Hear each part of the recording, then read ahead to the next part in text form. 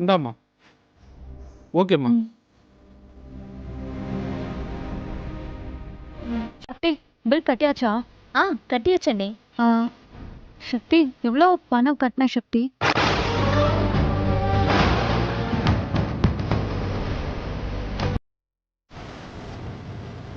Nurse, இங்க வாங்க. பணம் கட்டியாச்சு. அவங்க கொஞ்சம் வெயிட் பண்ணுங்க. டாக்டர்கிட்ட இன்ஃபார்ம் பண்ணிட்டு கூப்பிடுறேன்.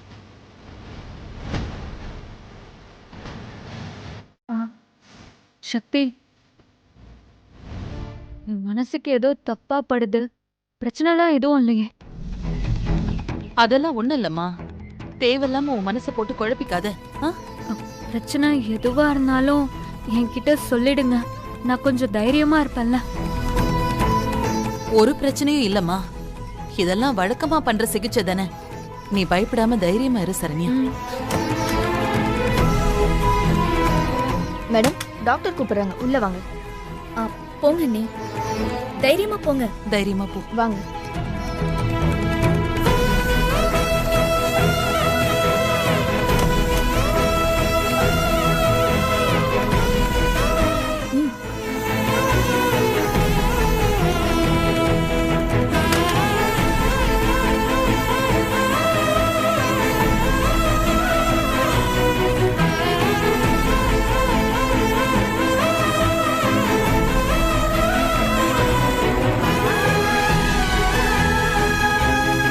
சக்தி, சரண்யா கிட்ட உண்மையை மறைக்கிறது ரொம்ப கஷ்டமா இருக்குமா?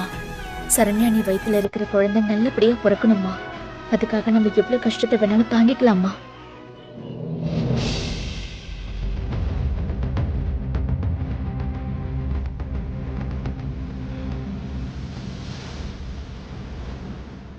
டாக்டர், என் வயித்துல இருக்க குழந்தைக்கு ஏதாவது பெரிய பிரச்சனையா? சக்தி கிட்ட எல்லா டீட்டெயில்ஸும் சொல்லிட்டேனே. உங்ககிட்ட சொல்லலையா? என் குழந்தைக்கு எந்த பிரச்சனையும் இல்லைன்னு சக்தி சொன்னா. பெரிய பிரச்சனைலாம் ஒன்றும் இல்லை. வழக்கமா எல்லா கர்ப்பிணி பெண்களுக்கும் வர சின்ன ப்ராப்ளம் தான். இந்த ஊசியை போட்டா சரியாயிடும்.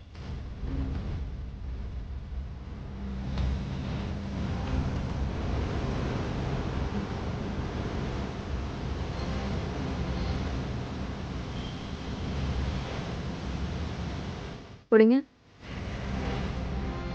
2 மணி நேரம் ட்ரீட்மெண்ட் பண்ணும். கொஞ்சம் பொறுத்துக்கோங்க. சரி டாக்டர். அம்மா தாயே.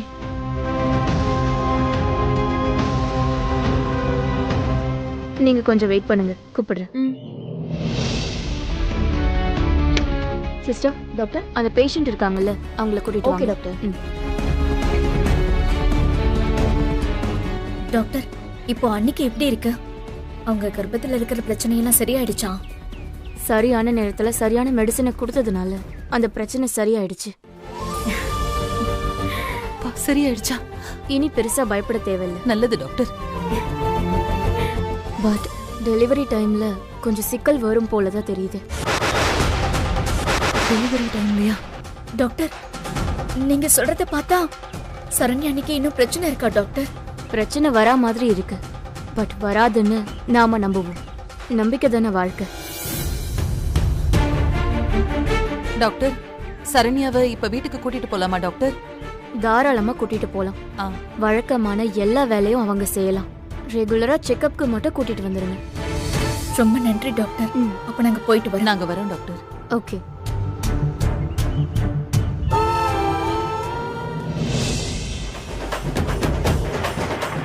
அன்பார்ந்த மதுரை வாழ் மக்களே, நம்மூர் பத்ரகாளியம்மன் பங்குனி உத்திர திருவிழாவை சிறப்பா நடத்துறத பத்தி ஊர் பஞ்சாயத்து கூடி முடிவெடுக்க போறாங்க.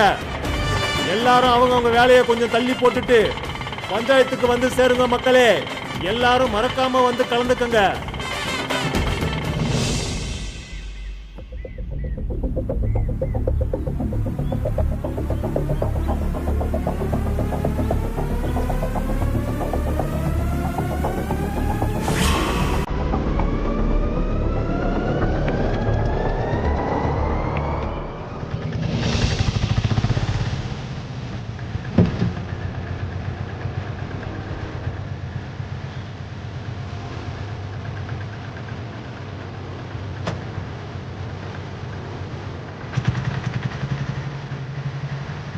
அம்மா நீங்க முன்னாடி போயிட்டு இருங்க, நான் வந்துடுறேன். சரிங்க போங்க. தம்பி, வாமா.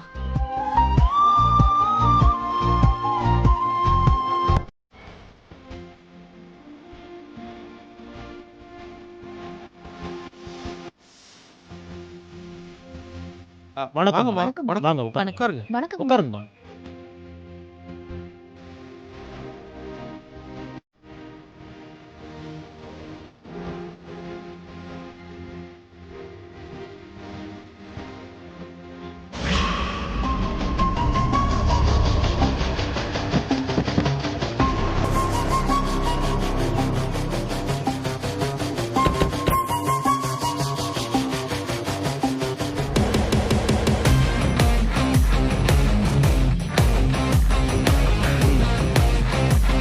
சரி வாங்க. வணக்கம்மா. வணக்கம் வாங்க வணக்கங்க. வணக்கம் ஐயா. வாங்க ஐயா.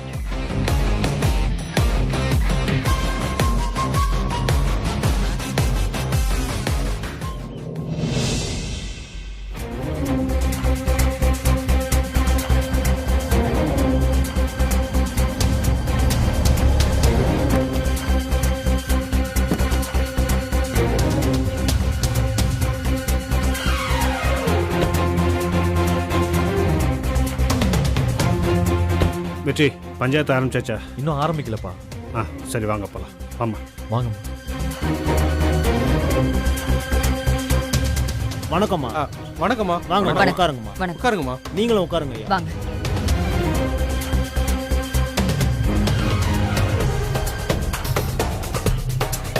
எல்லாரும் வந்தாச்சு, பஞ்சாயத்து ஆரம்பிச்சிடலாங்களா? ஆரம்பிங்க. இங்க பாருங்க, எல்லாரும் நல்லா கேட்டுக்குங்க. இந்த வருஷம் நம்ம ஊர் பத்ரகாளியம்மன் கோவில்ல பங்குனி உத்திரம் வருது. இந்த திருவிழாவை சிறப்பாக நடத்தணும்னு கமிட்டி முடிவு செஞ்சிருக்காங்க. அதுக்கு ஊர் மக்கள் உங்களோட சம்மதத்தை இந்த பஞ்சாயத்துல கேட்குறாங்க. எல்லாருக்கும் சம்மதம் தானம்மா?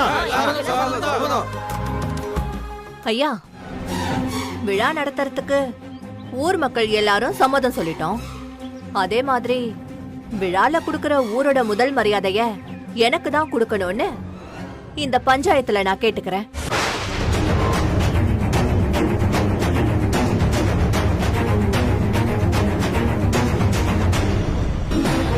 ஐயா, ஊரோட முதல் மரியாதைய எனக்கு தான் நீங்க கொடுக்கணும். பஞ்சாயத்துல எல்லாரும் அதுக்கு சம்மதம் சொல்லணும். இந்த பாருங்க, வருஷா வருஷம் இந்த ஊரோட முதல் மரியாதையை மீனாட்சி அம்மாவுக்கு தான் கொடுத்துட்டு வரோம். இதுக்கு அவங்க என்ன சொல்றாங்கன்னு கேட்போம். அம்மா நீங்க சொல்லுங்கம்மா.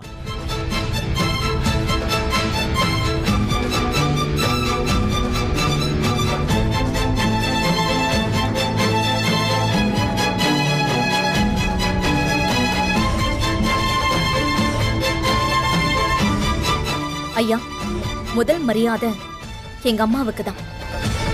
அதை என்னைக்குமே நாங்க விட்டு கொடுக்கவே மாட்டோம்.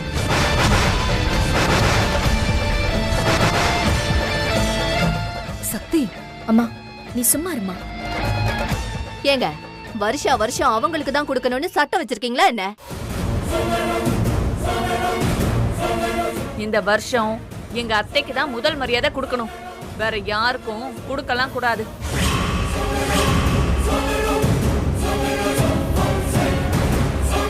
எப்பவும் இல்லாத போட்டியா இந்த வருஷம் 3 பேர் போட்டி போடுறீங்களே, இப்போ என்ன பண்றது? ஏமா சக்தி, நீ தான் கல்யாணம் பண்ணி புகுந்த வீட்டுக்கு போயிட்டே இல்ல, அதுக்கப்புறமும் அவங்கள எதிர்த்து அந்த அம்மா பக்கம் போய் நிக்கிறீங்களே. புகுந்த வீட்டு பக்கம் தானம்மா நிக்கணும். என் புகுந்த வீட்டு பக்கம் நான் என்னைக்குமே நிப்பேன். ஆனா அதே நேரம் எங்க அம்மாவோட மதிப்புக்கும் மரியாதைக்கும் ஏதாச்சும் பங்கம் வந்துச்சுன்னா நான் கண்டிப்பா எங்க அம்மா பக்கம் தான் நிப்பேன். ஏன்னா நான் மீனாட்சி பொண்ணு.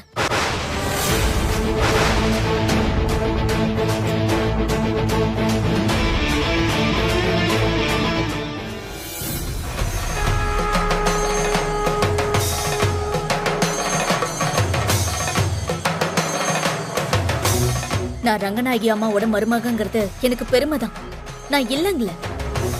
ஆனா மீனாட்சி அம்மாவோட பொண்ணுங்கிறது தான் எனக்கு உசுறு.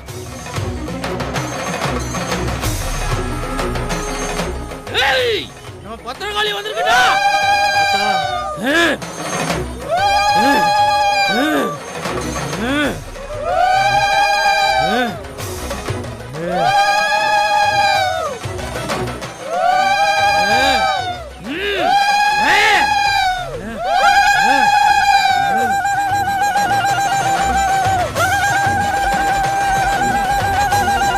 அத்தா, இந்த ஊர் மக்களை எல்லாம் நோய் நொடி இல்லாம காப்பாத்துமா.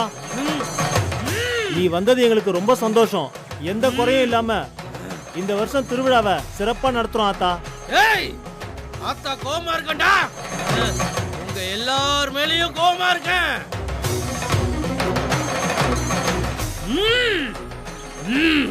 50 வருஷத்துக்கு முன்னாடி காணாம போன என்னோட உற்சவ சிலை எங்கடா போச்சு?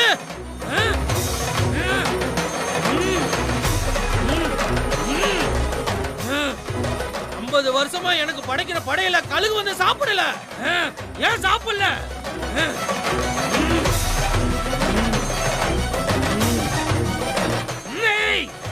உற்சவ சிலைய கொண்டு வாங்கடா.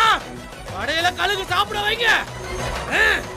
இத செய்யாம யாருக்கு ஊர் மரியாதையை கொடுக்காதீங்க. மீறி கொடுத்தா இந்த ஊருக்கு மழை தண்ணி கொடுக்க மாட்டேன். பயிர் பச்சை விளைய விட மாட்டேன். இந்த ஊரே நாசமா போயிடும்டா.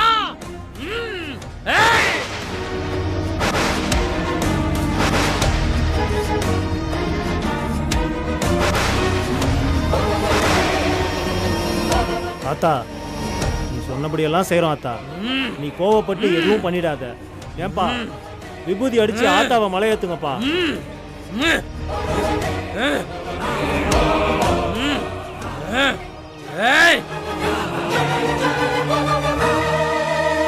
சரி சரி, எல்லாரும் உட்காருங்க.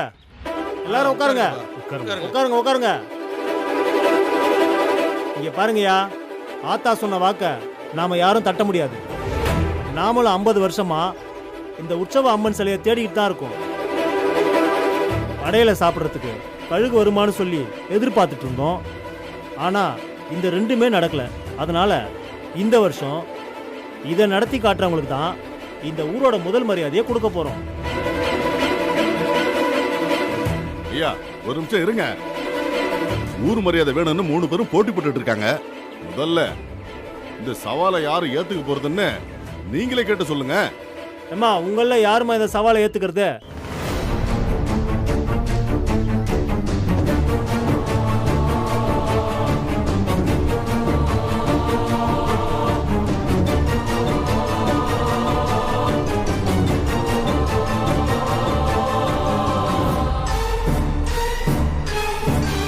இந்த சவாலை நாங்க ஏத்துக்கிறோம்.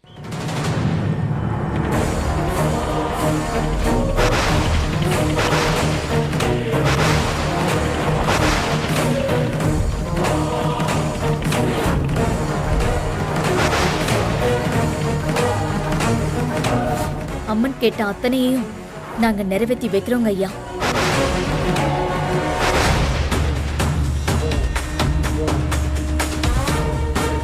அம்மா, கேட்டீங்கல்ல, மத்தவங்க என்ன சொல்றீங்க? அவளால முடிஞ்சா இத செஞ்சு கொடுத்துட்டு அவங்க அம்மாக்கு முதல் மரியாதையை வாங்கி கொடுக்கட்டும். இதுல எனக்கு எந்த ஆட்சேபனையும் கிடையாது. ஏமா, நீங்க என்னம்மா சொல்றீங்க? எனக்கும் தான். சக்தி, இவங்க 2 பேரும் ஒத்துக்கிட்டாங்க. இப்போ இதுல இருக்கிற கண்டிஷனை நான் சொல்ல போறேன். அம்மனுக்கு விளக்கேத்துறதுக்காக ஊர் மைதானத்துல செக்காட்டி எண்ணெய் எடுக்கணும். அந்த எண்ணெயை விலைக்கெல்லாம் வாங்கக்கூடாது. அடுத்தபடியா படையல் பண்ற பிரசாதத்துக்கு மளிகை சாமானும் விலைக்கு வாங்கக்கூடாது. தானமா கேட்டு வாங்கி தான் பண்ணணும். புரியுதாமா? புரியுதுங்க ஐயா. நாளைக்கு பொழுது சாயறதுக்குள்ள இதெல்லாம் செஞ்சு முடிச்சு அக்னி சட்டி ஏந்திக்கிட்டு நம்ம ஊரை வலம் வந்து கோவில்ல செலுத்தணும். அந்த நேரத்துல உற்சவ அம்மன் சிலைய கோவிலுக்கு கொண்டு வரணும். படையலும் படைக்கணும். சரியா? உங்கள யார் யார் இதை பண்ண போறீங்க? உற்சவ அம்மன் சிலைய நான் கண்டுபிடிச்சு எடுத்துட்டு வரேங்க ஐயா. அம்மனுக்கு படைக்க போற படையல எங்க அக்கா யமுனாக்கா பண்ணுவாங்க. அக்னி சட்டியை ஏந்திக்கிட்டு ஊரை வலம் வர பொறுப்ப எங்க அம்மா ஏத்துக்குவாங்க.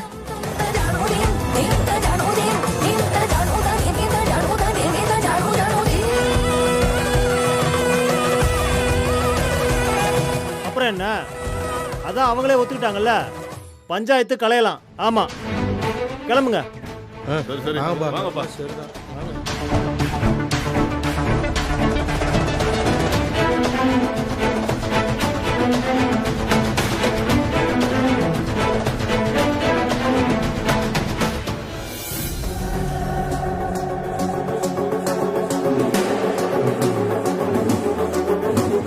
என்னக்கா நீ பயந்து போய் ரிவர்ஸ் வாங்கிட்டியே? எல்லாத்தையும் நீ பண்றன்னு சொல்லியிருந்தா முதல் மரியாதை உனக்கு தானே கிடைச்சிருக்கும். கிழிக்கும். எப்படி அந்த கண்டிஷன்லாம் நிறைவேற்றுறது? அதெல்லாம் ஒண்ணும் பண்ண முடியாது. 50 வருஷமா பல பேரும் முயற்சி பண்ணி தோத்து போயிருக்காங்க, மண்ணையும் கவிருக்காங்க. என்னையும் போய் நீ அசிங்கப்பட சொல்றியா?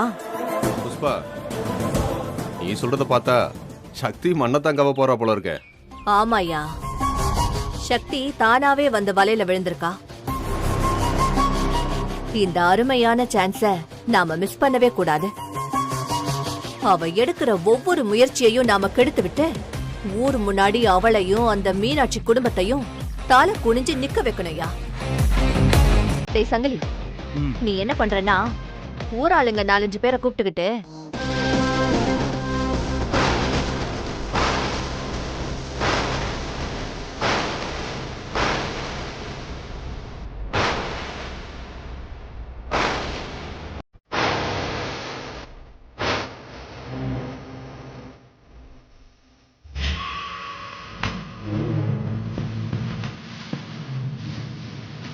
பஞ்சாயத்துல நான் நின்னு முதல் மரியாதையா வேணும்னு கேக்குறேன். நீ என்னடானா என்னை எதிர்த்து பேசுறியா? நான் ஒன்னும் உங்களை எதிர்த்து பேசல அத்தை. நீங்க தான் எங்க அம்மாவுக்கு கிடைக்க வேண்டிய முதல் மரியாதைய எதிர்த்து நின்னீங்க.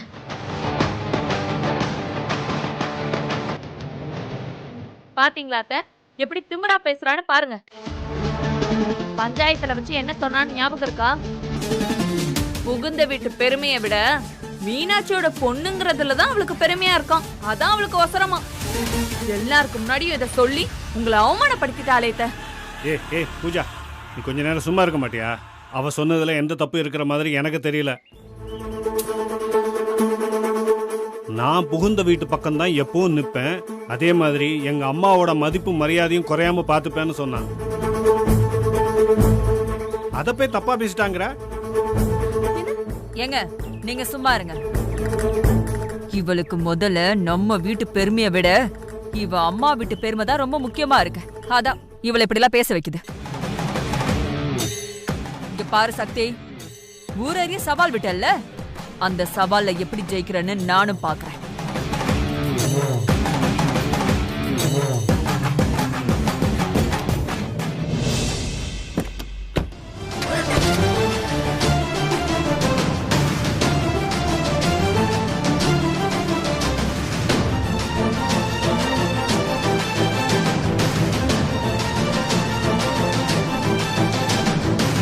சக்தி, நீ எதுவும் மனசுல போட்டு குழப்பிக்காத.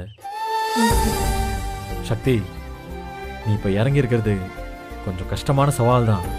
ஆனா நீ இதுல கண்டிப்பா ஜெயிப்பங்கிற நம்பிக்கை எனக்கு இருக்கு. வெற்றி என்ன ஆனாலும் சரி, எங்க அம்மாவுக்கு முதல் மரியாதையை வாங்கி கொடுத்தே ஆகணும்.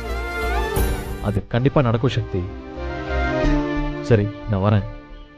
பாத்துக்கோ.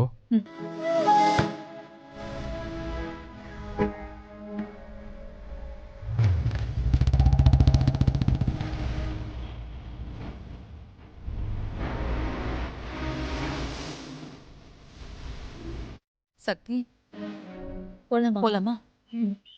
வாமா.